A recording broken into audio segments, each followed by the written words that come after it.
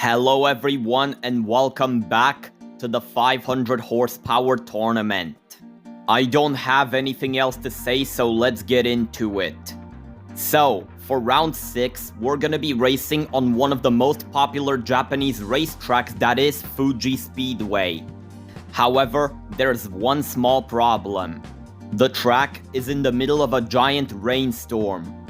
Luckily, that does not stop us from going there and racing anyways. And regarding the actual race, it's 2 heats of 8, 3 laps, bottom 2 in each race is eliminated.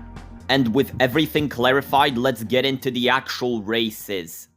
So, for the first heat we have Reagan, W12, Tom the Cat, Interrupting Octopus, Max Verstappen, Thunderstorm Gaming, Arcaadely, and Halo.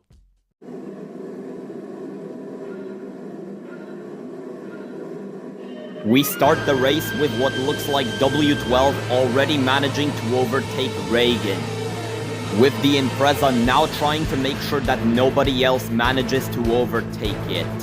However, he unfortunately did not succeed as Tom the Cat found an overtaking opportunity on him. Heading through the first section of the track, it looks like Arcaadely managed to overtake both Thunderstorm Gaming and Max Verstappen. And Octopus, despite not having the best start off the line, still manages to stay in 4th.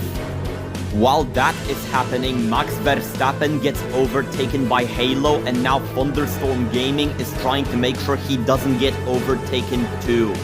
As you can see, he is holding off the Hatsune Miku Porsche.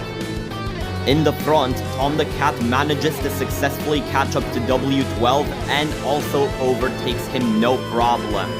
While Reagan is now trying to make sure he doesn't get overtaken by anyone, although his plan is not the easiest given Arcaadely and Octopus already managed to catch up.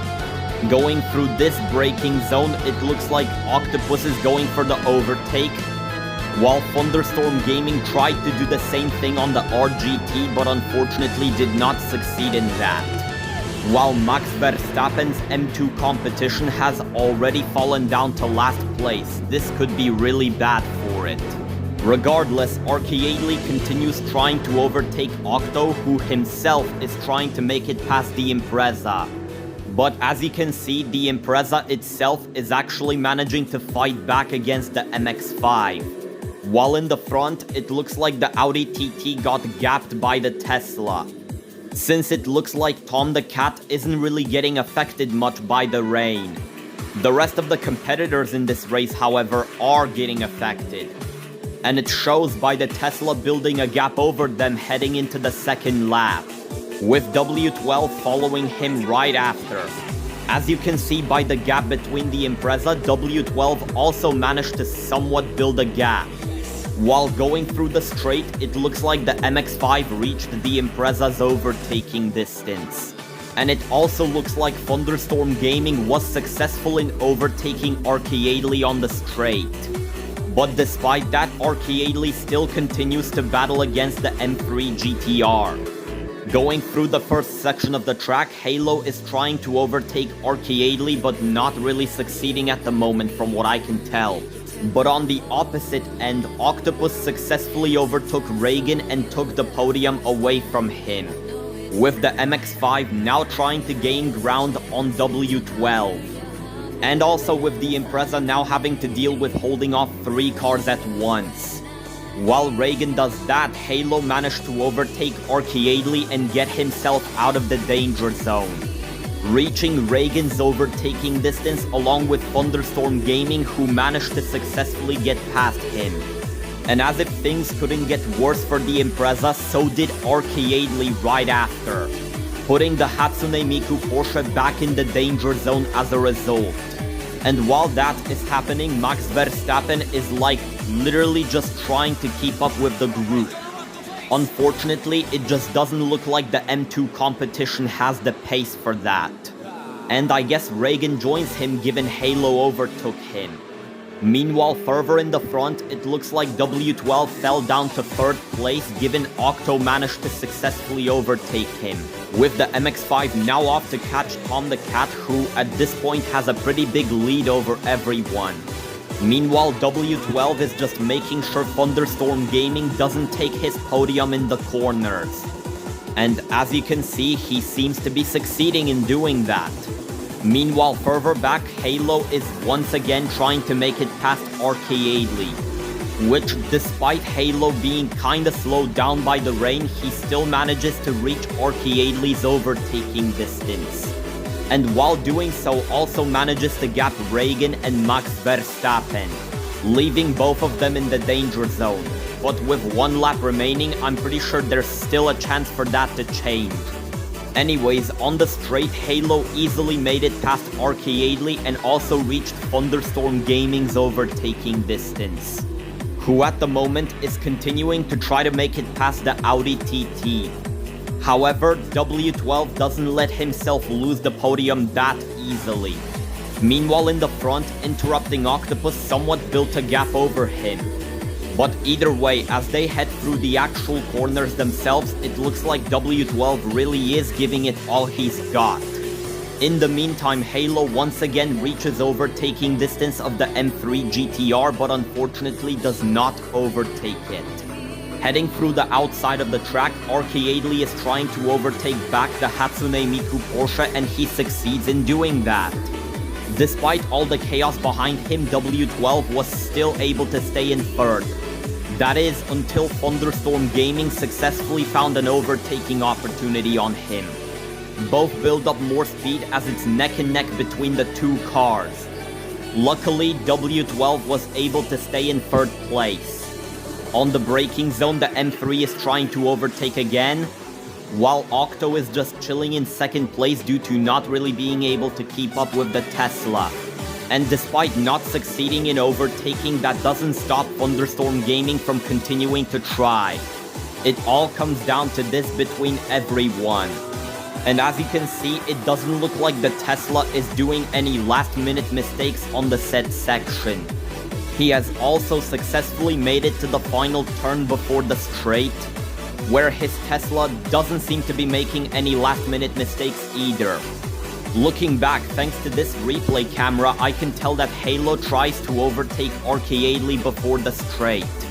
While that is happening in the back of the grid, Tom the Cat's Tesla is just cruising to the finish line and successfully manages to earn itself a semi-finalist spot, claiming first place, while Interrupting Octopus comes not long after in second, W12 is in third, Thunderstorm Gaming's fourth, Halo's fifth, and Arcadely's sixth, resulting in Reagan and Max Verstappen getting eliminated. For the second heat, we have Marzo, Jakubek, Brett Fox, Oatmeal Skukolati on the road again, Xolstis, Virgil, Mojave Queen, and Ferrari.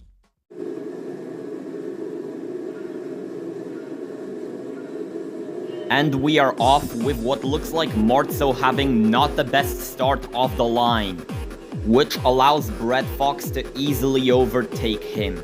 Oh, and he also tried making it past Jakubek, but unfortunately it doesn't look like he succeeded in that. Heading through the first section, it looks like Oatmeal Skukolati also manages to catch up to Marzo and overtake him.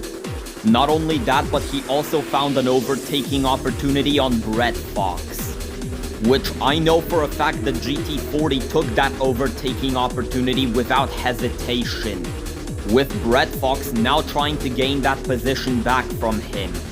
While that is happening, the rest of the grid managed to easily catch up to Marzo, of which it looks like Xolstis is the first one who found an overtaking opportunity on the E-Type. And even further back, it looks like Virgil has been overtaken by Mojave Queen and Ferrari. With them building up more speed on this section, they easily reach the Devil Z's overtaking distance. But it doesn't look like they found an overtaking opportunity yet. In the time being, Jakubek reaches overtaking distance of the Focus RS and successfully overtakes him. Now that we reached the chicane, Marzo goes into the grass a little, giving Xolstis an opportunity to pass him, as the Devil Z is now off to catch up to, or at least try to catch up to Brett Fox, who's currently being held off by the Beetle. But while Jakubek is busy holding off Red Fox, Oatmeal Scucolotti uses that opportunity to somewhat pull away from him.